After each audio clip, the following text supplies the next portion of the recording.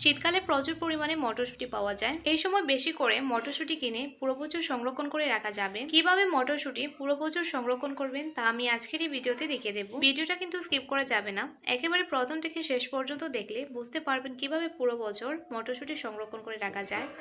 এখানে আমি কতগুলা মটরশুঁটি নিয়েছি। এই মটরশুঁটিগুলোকে আমি সংরক্ষণ করে রাখবো। তার জন্য প্রথমে চুলে একটি পাত্র বসিয়ে এর মধ্যে দিয়ে দিচ্ছি কিছুটা পরিমাণ পানি, দিয়ে দিচ্ছি এর মধ্যে 1 চামচ পরিমাণ লবণ, আর দিয়ে দিচ্ছি 2 চা চামচ পরিমাণ চিনি। চিনি দেওয়ার ফলে মটরশুঁটিগুলো কালারটা কিন্তু একদমই চেঞ্জ হবে না।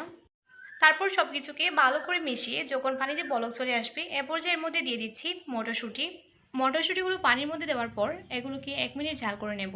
মটরশুঁটিগুলোকে কিন্তু বেশি সময় ঝাল করা লাগবে না। এভাবে মটরশুঁটি সংরক্ষণ করে রাখলে যে কোনো রেসিপিতে আপনি ব্যবহার করতে পারবেন। সংরক্ষণের পদ্ধতিটা কিন্তু একদমই সহজ, আর এগুলো সংরক্ষণ করতে বেশি সময় লাগে না।